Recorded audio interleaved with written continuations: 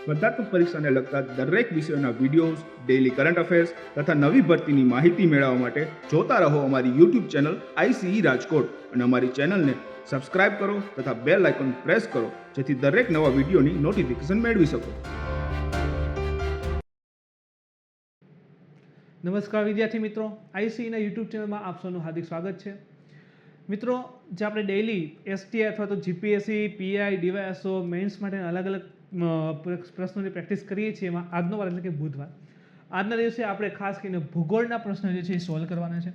વાત કરીએ ભૂગોળના પ્રશ્નો ઉપર, તો સૌથી પહેલા પ્રશ્ન પોસિબલ છે મિત્રો કે ભાઈ ભારતના દરિયા કિનારાના મેદાનો સમજાવો. એસટીમાં લાસ્ટ ટાઈમ આવેલો હતો કે ભારતના ઉત્તર ભારતના મેદાનો વિશે માહિતી આપો, તો પૂછી શકે કે ભારતના દરિયા કિનારાના મેદાન એટલા માટે ઇમ્પોર્ટન્ટ છે કે ભાઈ સાયક્લોનની આવેલ છે, ચક્રવાતની, તો ક્યાંક ને ક્યાંક ઇમ્પોર્ટન્ટ સાબિત થતું હોય છે. તો દરિયા કિનારાના મેદાન સમજાવો. તો સૌથી પહેલાં તો દરિયા કિનારો ધરાવતા રાજ્યો આપણે જોઈ લઈએ મિત્રો કયા કયા છે. ગુજરાત છે, મહારાષ્ટ્ર, ગોવા, કર્ણાટક, કેરળ, તમિલનાડુ, આંધ્રા, ઓડિશા એન્ડ વેસ્ટ બેંગોલ. તો આને આપણે મુખ્યત્વે બે ભાગમાં વહેંચીએ છીએ. એક છે પૂર્વ દરિયા કિનારો ધરાવતા રાજ્ય અને એક છે પશ્ચિમ દરિયો કિનારો ધરાવતા રાજ્ય. વાત કરીએ એના વિશે મિત્રો, તો સૌથી પહેલાં આપણે વાત કરશું પશ્ચિમ દરિયા કિનારો ધરાવતા રાજ્યો વિશે. તો આ જે દરિયા કિનારો થશે મિત્રો, એમાં આ કિનારો ગુજરાતથી લઈ અને અહીં સુધીનો જે કિનારો છે આને પશ્ચિમ દરિયા કિનારો કહેવાય છે, અને આ તરફ જે છે એને કહીએ છીએ આપણે પૂર્વ દરિયા કિનારો. સો વ્યાખ્યા આપવી હોય તો અહીં જે પશ્ચિમ ઘાટ પર્વતમાળા છે, તો પશ્ચિમ ઘાટ પર્વતમાળા અને અહીં આવશે અરબ સાગર, બંને વચ્ચેનો ભાગ છે પશ્ચિમ દરિયા કિનારો કહેવાય. પૂર્વ ઘાટ અને બંગાળની ખાડી વચ્ચેનો ભાગ જે છે પૂર્વ દરિયા કિનારાના મેદાન કહેવાતા હોય છે. તો સૌથી પહેલાં it is a thin strap. હવે કહેવાનો મતલબ એમ છે કે જે પૂર્વ અને પશ્ચિમની આપણે કમ્પેરિઝન કરીએ, સાથે તફાવત આપવાનો છે તો કમ્પેરિઝન તો સાથે કરવી જ પડશે. તો જે પૂર્વ અને પશ્ચિમ જે છે, ઈસ્ટ અને વેસ્ટ, તો પશ્ચિમ દરિયા કિનારો આપણે ભણીએ છીએ, તો પૂર્વની સાપેક્ષમાં પશ્ચિમ દરિયા કિનારાની પહોળાઈ જે છે એ ઓછી છે. કેટલી છે? તો કે વિધિન 50 કિલોમીટર્સ, કે 50 કિલોમીટરની આસપાસ જેટલી જે છે એની પહોળાઈ રહેલી છે. કોની? તો યાદ રાખો, પશ્ચિમ દરિયા કિનારાના મેદાનની પહોળાઈ જે છે પૂર્વની સાપેક્ષમાં ઓછી છે અને અંદાજિત 50 કિલોમીટર જેટલી રહેલી છે. અને ખાસ કરીને એના 3 થી 4 ભાગમાં આપણે વિભાજિત કરી શકીએ. સ્પેશિયલી વાત કરવું હોય તો આપણે ગુજરાતનો તટ કહીએ છીએ એને, ગુજરાતનો તટ. અહીં જે છે ગોવા લગીનનો કોંકણ તટ કહેવાય છે. હજી આગળ જઈએ તો ખાસ કરીને કહેવાય કન્નડ તટ કહેવાય, અને છેલ્લે કેરળવાળો કિનારો માલાબાર તટ આ રીતે ઓળખાય છે. સો ગુજરાત તટ, કોંકણ તટ, કન્નડ તટ અને માલાબાર તટ. હવે આ વસ્તુ લખો નહીં તો કાંઈ નહીં, એક ખાલી મેપ જે છે અહીં તમે સપોઝ કે આ રીતે તફાવત આપો છો મેઇન્સમાં, અને આ થોડું ઘણી માહિતી લખશો એક બે રાજ્યની એની, તો બાજુમાં આ રીતે ક્રોસ કરી, ચોરસ બોક્સ કરી અને આકૃતિ દોરી શકો. યાદ રાખો મિત્રો, મેઇન્સનું આ રીતે જે પેજ આવે છે ને, એમાં ખાસ કરીને આ ભાગે અહીં આકૃતિ દોરી શકાય, અહીંયા લખી શકાય, પછી અહીં આકૃતિ દોરી અહીંયા લખી શકાય. તો આ પેટર્ન બેસાડો ને તો સારું રહેતું હોય છે. અને ખાસ કરીને જે આકૃતિ દોરો ને એને એક ચોરસ પેટી બનાવી દેવી, એની ઇમ્પ્રેશન અલગ પડતી હોય છે. તો કન્નડ પેન, Malabar coast. Delta are not form, તો એને પણ યાદ રાખો કે પશ્ચિમ દરિયા કિનારાના મેદાન જે છે, અહીં જે પણ નદીઓ આવે છે ટૂંકા અંતરની છે, વધારે ઢાળવાળા વિસ્તારમાંથી આવે છે. સો ઓલ એટલે કે વેસ્ટર્ન ફ્લોવર રિવર, પશ્ચિમ તરફ વહેતી નદીઓ અસ્ટુરિસ છે, મુખ ત્રિકોણ પ્રદેશનું નિર્માણ કરતી નથી. એમાં ખાસ કરીને એક ઇમ્પોર્ટન્ટ આવેલું પણ છે એન્ડ ચર્ચામાં પણ રહેલું હતું, ભાડભૂત પરિયોજના. ભાડભૂત પરિયોજના કરંટમાં હતી. અને એક જે ખંભાતનો અખાત છે, બે ઓફ,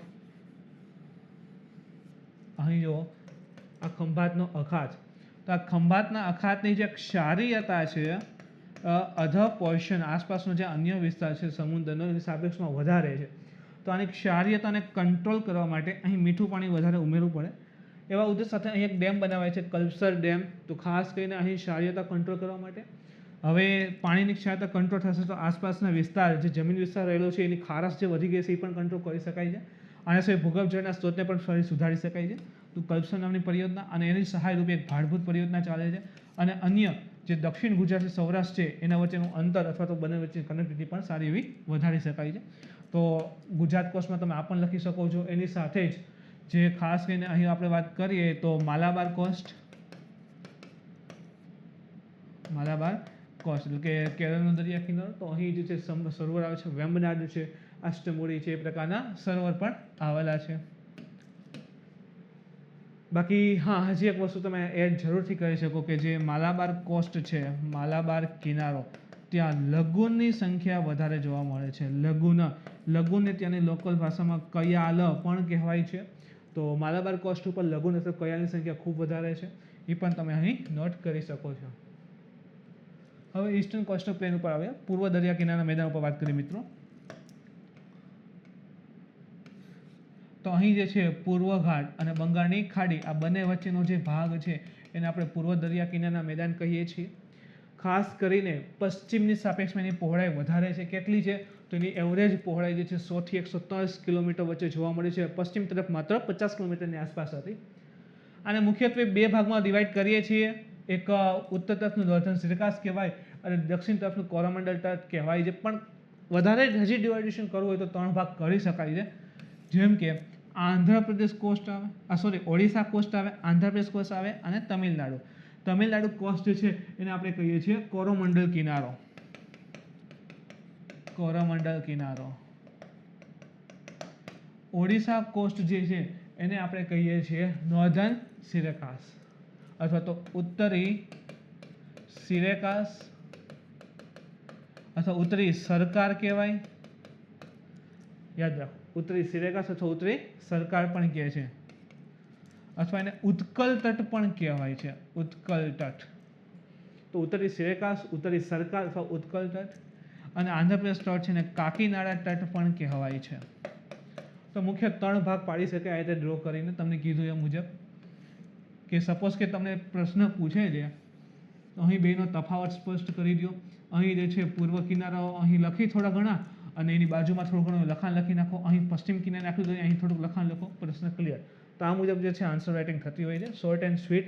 એટલું બધું નહીં લખવાનું કે ચેક કરવાના એમ થાય કે આને તો બસ આના ઉપર કહેવાય કે એસે લખી નાખ્યું છે. જેટલું માંગ્યું છે એટલું લખતા શીખવાનું. સો આ 3 ઇન્ફોર્મેશન થઈ કે ભાઈ બંગાળની ખાડી પૂર્વઘાટ વચ્ચેનો ભાગ છે જેની પહોળાઈ અંદાજે 100 થી 130 કિલોમીટર વચ્ચે છે. મુખ્યત્વે અલગ અલગ ભાગમાં વહેંચાય છે, આપણું સાથે કહી શકો. આના સિવાય પૂર્વ તરફ મુખ્યત્વે વહેતી નદીઓમાં મહાનદી છે, ગોદાવરી છે, કૃષ્ણા છે, કાવેરી છે, આના સિવાય અન્ય ઘણી નદીઓ રહેલી છે જે લંબાઈની વધારે હોવાથી તેમજ તે પૂર્વ તરફ જે છે કાપ પાસે છે એટલે કે ડેલ્ટાનું નિર્માણ કરે છે. હવે એમાં પર્ટિક્યુલર વાત કરી ઓડિશા કોસ્ટની. તો ઓડિશા કોસ્ટના કિનારે એક તો વ્હીલર આઇલેન્ડ આવેલો છે, વ્હીલર ટાપુ આવેલો છે, જે હાલ ડૉક્ટર અબ્દુલ કલામ ટાપુ તરીકે પ્રખ્યાત છે. અને મુખ્યત્વે તો કે DRDO defence research and development organisation જે રહેલું છે એના માટે મિસાઇલ પરીક્ષણ કેન્દ્ર રહેલું છે. આના સિવાય જે ઓડિશા કોસ્ટ છે ત્યાં અલગ અલગ કિનારા છે. લાઈક એક ગહીરમાથા કિનારો છે, ગહીરમાથા બીચ છે, રોબર્ટ આઇલેન્ડ છે અને એક ઋષિકુલ્ય નદી જે રહેલું છે એનું મુખ ત્રિકોણ છે. તો આ જે 3 કિનારા રહેલા છે એ ઓલિવ રિડલી ટર્ટલ, છેલ્લી આ ગઈ એની પહેલાં બંને જીપીએસસીમાં પૂછેલો પ્રશ્ન છે. આ ઓલિવ રિડલી ટર્ટલ કાચબા માટે પ્રખ્યાત, ખાસ કરીને એની માસ નેસ્ટિંગ સાઇટ રહેલી છે. એની જે માસ નેસ્ટિંગ પ્રોસેસ છે એને એરિબાડા પ્રોસેસ કહેવાય, એના માટે પ્રખ્યાત છે. તો ઓડિશા કોસ્ટ કમ્પ્લીટ થાય એના પછી આંધ્રપ્રદેશ કોસ્ટ આવે છે. તો આંધ્રપ્રદેશના કિનારા નજીક શ્રી હરિકોટા ટાપુ આવેલ છે. ખાસ કરીને ફેમસ હશે શેના માટે તો કે ઈસરોનું રોકેટ લોન્ચિંગ સ્ટેશન આવેલું છે. આના સિવાય અહીં પુલિકટ ને એ સરોવર આવેલા છે. ઓડિશામાં હજી તમે લખી શકો અહીં ભારતનું સૌથી મોટું લઘુન સરોવર ચિલ્કા, એશિયાનું સૌથી મોટું અને વિશ્વનું બીજા ક્રમનું સૌથી મોટું લઘુન સરોવર ચિલ્કા જે છે ઓડિશાના કિનારે આવેલ છે. આના સિવાય આંધ્રપ્રદેશની આપણે વાત કરીએ, પુલિકટની આવેલા છે. હવે વાત કરીએ તમિલનાડુનો કિનારો કોરોમંડલ તટ. તો તમિલનાડુનો કિનારો આવેલો છે, કોરોમંડલ તટ કહીએ છીએ. કોરોમંડલ તટ એ લઈને વિશેષતા છે કે અહીં શિયાળા દરમિયાન જે છે આ રીતે પવનો આવતા હોય છે, અહીં વરસાદ આવે છે. તો આ રીતે કોરોમંડલ કિનારો પ્રખ્યાત છે. તો આ થઈ ગયા આપણે પૂર્વ અને પશ્ચિમ દરિયા કિનારા મેદાન અને શું છે એનો તફાવત. એના પછી આપણે પ્રશ્ન જોઈએ તો એક આ વખતે ચક્રવાત આવેલા હતા. તો ચક્રવાત મુખ્યત્વે 2 પ્રકારના, એક ટ્રોપિકલ ને એક કહેવાય કે એક્સ્ટ્રા ટ્રોપિકલ. અથવા તો વાત કરીએ તો ઉષ્ણકટિબંધીય ચક્રવાત અને એક છે સમશીતોષ્ણ કટિબંધીય ચક્રવાત. તો બંને વચ્ચેનો તફાવત સ્પષ્ટ કરો.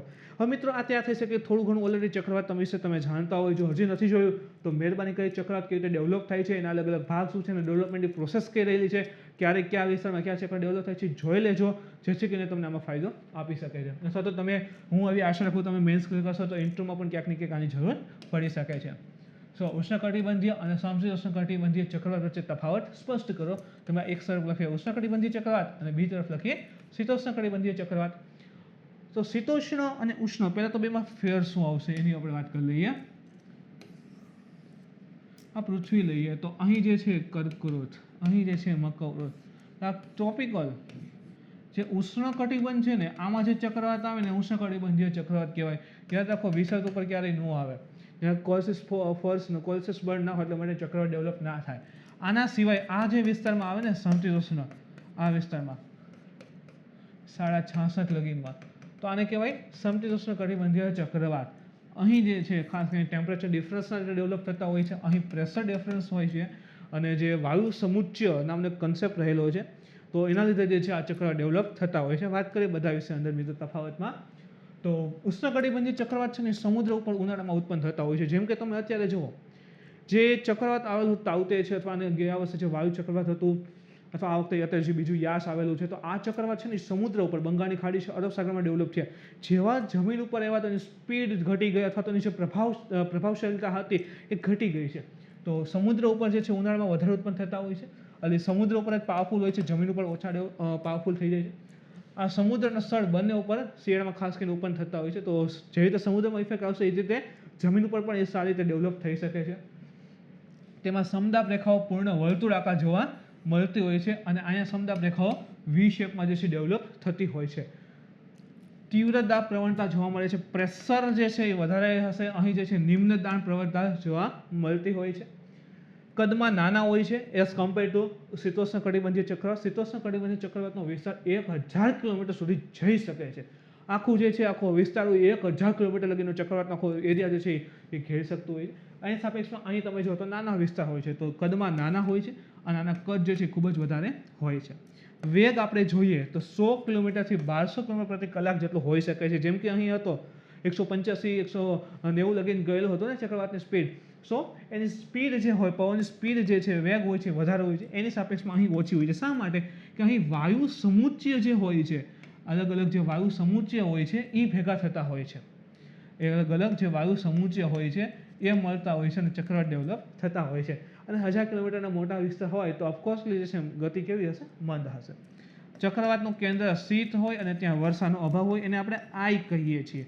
ચક્રવાતનું કેન્દ્ર હોય ને આઈ કહેવાય, આંખ કહેવાય. તો ત્યાં શીત હોય, ઠંડુ હોય. આના સિવાય ત્યાં વરસાદ ન આવતો હોય તો ઘણી વખત આપણને એવો આભાસ થાય કે આમ ચક્રવાત શરૂઆતમાં છે ને ભયાનક આવે. જેમ કે સમજો કે આપણે અહીંયા ઊભા હોય અને અહીં ચક્રવાત આવે છે આ રીતે. જ્યારે ચક્રવાત આપણી પાસે આમ પહોંચે ને તો ચક્રવાતની અસર થાય. હવે આપણે એની આંખમાં હોય તો આપણે એમ થાય ચક્રવાત જતું રહ્યું. શું કામ? એની આંખનો ભાગ એકદમ શાંત હશે, ઠંડો હશે અને ત્યાં વરસાદ આવતો નહીં હોય. જેવી આંખનો ભાગ પૂરો થશે કે પાછો જે છે, સપોઝ કે આ રીતે ચક્રવાત હોય તો આપણે આ વિસ્તારમાં ઊભા હોય તો આપણે ચક્રવાતની અસર, આ ચક્ર ફરતું ફરતું જે છે આપણે ઊભાની આ રીતે આવી જાય. અહીં ઊભા હોય તો આપણે આ રીતે આવી ગયું તો આપણે એના આંખના વિસ્તારમાં છે તો આપણને બધું વ્યવસ્થિત લાગે. પણ ફરી પાછું જેવી આંખનો વિસ્તાર પૂરો થશે કે ચક્રવાતની અસર જોવા મળશે. તો એ રીતે હોય છે. ઘણીવાર એક જ સ્થળે આ સ્થિર થઈ જતું હોય છે, તો એક જ વિસ્તાર સુધી ફરતું રહે છે. કેટલાય દિવસો સુધી ધીમી વર્ષા આપે છે અને આમાં કેન્દ્ર જેવો કોઈ ભાગ પર્ટિક્યુલરલી વ્યવસ્થિત જોવા મળતો હોતો નથી. તો આ મુજબ યાદ રાખજો. હજી તફાવત જોઈને આવીશે તો અત્યંત વિનાશકારી છે. હવે એની અસર તો આપણે જાણીએ છીએ, યાસ છે, તાઉતે છે, ગયા વર્ષે જે વાયુ હતું, તો વિનાશ જે છે એઝ કમ્પેર ટુ સમશીતોષ્ણ કટિબંધીય ચક્રવાતની સાપેક્ષમાં, શીતોષ્ણ કટિબંધીય ચક્રવાતની સાપેક્ષમાં અહીં જે છે નુકસાન વધારે હોય છે. હવે એવું નથી કે ચલો ચક્રવાત જે છે આ નુકસાન નહીં કરતું, નુકસાન તો કરશે પણ આની સાપેક્ષમાં નુકસાન જે છે ઓછું આવી શકે છે. 10 થી 30 અંશનો જે વિસ્તાર રહેલો છે ત્યાં જોવા મળે છે. એટલે કે 10 થી 30 અંશના અક્ષાંશ અહીં લખી નાખજો. 10 થી 30 અક્ષાંશના વિસ્તારમાં જે છે આ જોવા મળે છે. શા માટે? ઉષ્ણકટિબંધ છે તો આ વિસ્તાર ઉષ્ણકટિબંધમાં આવી ગયો તો એ વિસ્તારમાં જોવા મળે છે. જે વ્યાપારી પવનો હોય છે એની દિશામાં પૂર્વથી પશ્ચિમ તરફ જે છે જાય છે. તો યાદ રાખો કે ભાઈ ખાસ કરીને 10 થી 30 અક્ષાંશમાં જોવા મળે છે. વ્યાપારી પવનને લીધે તે પૂર્વથી પશ્ચિમ તરફ જતું હોય છે એ રીતે આભાસ જોવા મળે છે. અહીં શું થશે, એક્સ્ટ્રા ટ્રોપિકલ છે, સમશીતોષ્ણ અથવા તો શીતોષ્ણ, તો કે 35 થી 65 અક્ષાંશો વચ્ચે જોવા મળે છે. અને જે પશ્ચિમી પવન હોય, આપણે પૃથ્વી ડ્રો કરીએ આ રીતે, તો અહીંયા ખબર હોવી જોઈએ કે આ જે છે વ્યાપારી પવન કહેવાય અને પશ્ચિમી પવનો કહેવાય. તો આ જે છે આ ચક્રવાત ઉષ્ણકટિબંધમાં તો વ્યાપારી પવન એટલે પૂર્વથી પશ્ચિમ હોય, અને આ જે છે એક્સ્ટ્રા ટ્રોપિકલ, તો ત્યાં શું થાય કે ભાઈ પવનોનો પ્રભાવ તો હશે, પણ બીજું શું કે ભાઈ એ પશ્ચિમીય પવન જે છે, પશ્ચિમી પવન એના પ્રભાવમાં એ ચાલતું હોય છે. બંનેની દિશા ખાસિયત રાખવી. વાતાગ્રહ જેવું કંઈ હોતું નથી, અને અહીં આ પર્ટિક્યુલરલી વાતાગ્રહ જે ઉષ્ણ અને શીત વાતાગ્રહ હોય એના લીધે ડેવલપ થતા હોય છે. હવે વાતાગ્રહથી કેવી રીતે ડેવલપ થાય, જેમ કે આપણે અહીંયા જોયું કે ભાઈ આ ટ્રોપિકલ છે, આ ઉષ્ણકટિબંધ છે, તો ત્યાં સમુદ્ર ઉપર અલગ અલગ ફેક્ટરને કારણે ડેવલપ થઈ શકે છે. પ્રશ્ન આવી શકે ચક્રવાતના ઉત્પન્ન ક્યાં ક્યાં પ્રોસેસ હોઈ શકે, એના કેટલા ફેક્ટર ઇફેક્ટ કરે છે. અને જે શીતોષ્ણ કટિબંધીય ચક્રવાત છે, ફરી ડ્રો કરો. આ ઉષ્ણ, આ શીતોષ્ણ, અને આ તો શીત જ હશે. તો ધારો કે અહીંથી ઠંડો વાયુનો આખો જથ્થો અહીંયા આવ્યો, અહીંથી ગરમ વાયુનો જથ્થો અહીંયા આવ્યો, તો આ બે ભેગા થયા કે નહીં? તો ગરમ અને ઠંડા ભેગા થાય, ટેમ્પરેચર ડિફરન્સ, પ્રેશર ડિફરન્સ, તો એના કારણે એને ચક્રવાત ડેવલપ થતા હોય છે. તો એ તો જે હજાર કિલોમીટર વાયુના આખા જથ્થા હોય છે એને આપણે વાતાગ્રહ કહેવાય, અને જે ભેગા થાય ત્યાં વાતાગ્રહ બનતા હોય ને આખો વાયુનો જથ્થાને વાયુ સમૂચય કહેવાય. તો ગરમ અને ઠંડા વાતાગ્રહ હોય છે ત્યાં ડેવલપ થઈ જાય. કલાકો સુધી ભારે વરસાદ આવે, અને અહીં જે છે હિમવર્ષાનો અભાવ જોવા મળતો હોય છે. ઉષ્ણકટિબંધ છે તો વધારે હિમવર્ષા પોસિબલ છે નહીં. અહીં વરસાદ અને હિમવર્ષા બંને જોવા મળે છે.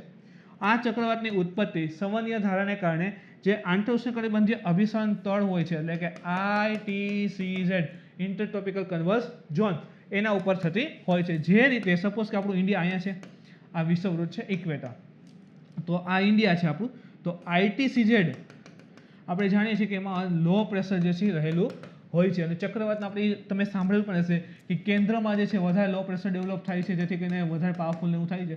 તો ITCZ આખી લો પ્રેશરવાળી હોય, તો અહીં જે છે લો પ્રેશર ડેવલપ થાય છે. તો જ્યાં ITCZ મુવમેન્ટ થાય એની સાથે જે છે ચક્રવાતના કદાચ એની સાથે એને લઈને ચક્રવાત આવવાની શક્યતા હોય છે.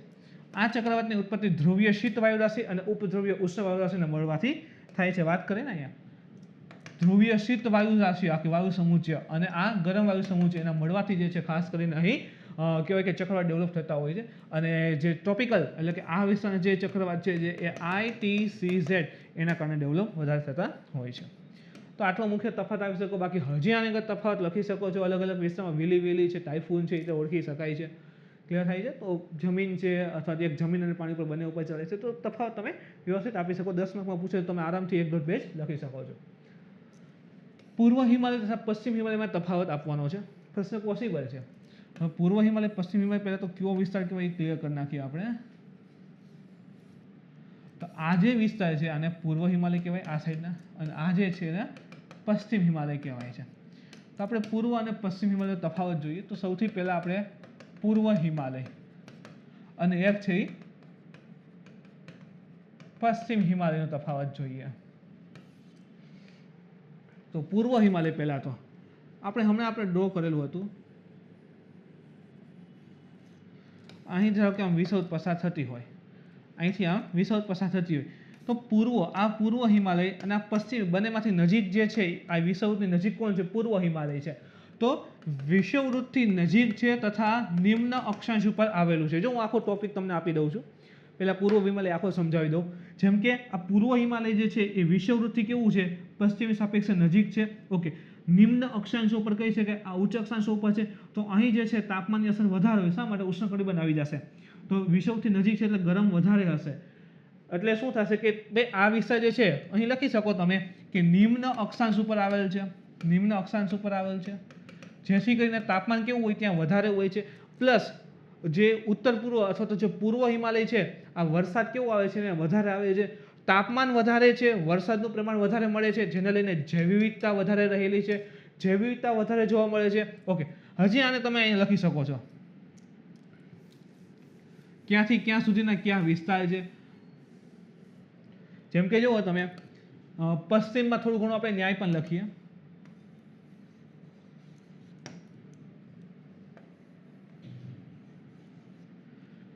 સિંધુ કાલી નદી આવેલી છે, તો એ મુજબ લખીએ તો સિંધુ સતલજ કાલી.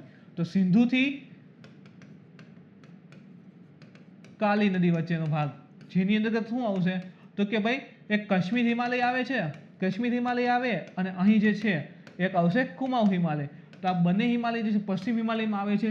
જ્યારે પૂર્વ હિમાલયની અંતર્ગત જે છે એ નેપાળ હિમાલય આવે છે, સિક્કિમ હિમાલય આવે છે અને એક આવશે આસામ હિમાલય પણ આવે છે. તો જે પૂર્વ હિમાલય છે એનો વિસ્તાર શું થઈ ગયો, કાલી નદીથી લઈને બ્રહ્મપુત્ર નદી વચ્ચેનો ભાગ જે છે એ પૂર્વ હિમાલય કહેવાય છે. તમે અહીંથી પણ ઇન્ટ્રોડક્શન આપીને શરૂઆત કરી શકો છો.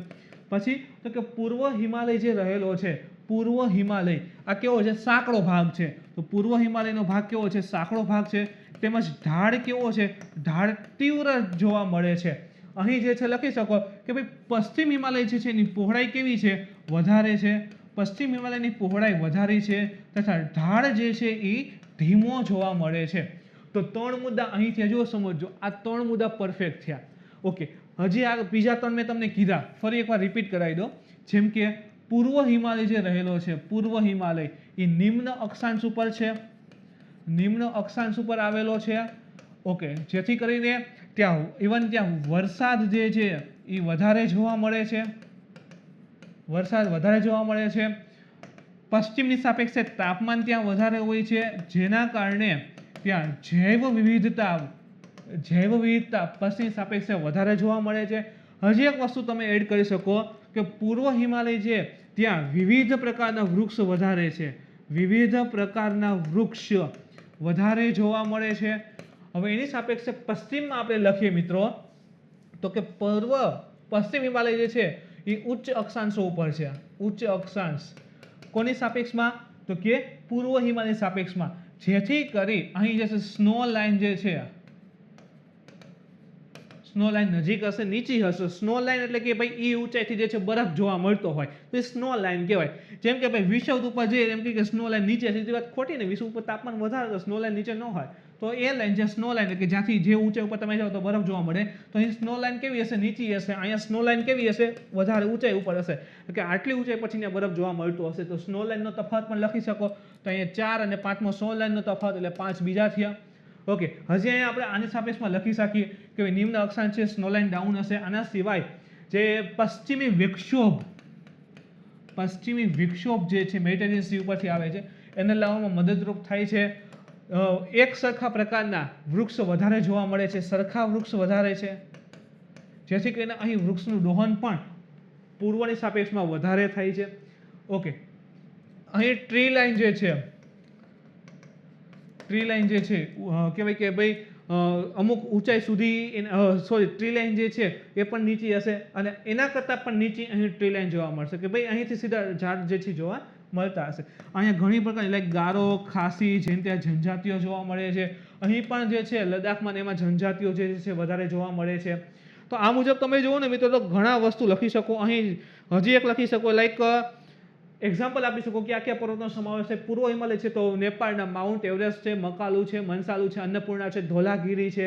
વાંય તમે આપી શકો નંદા દેવી છે.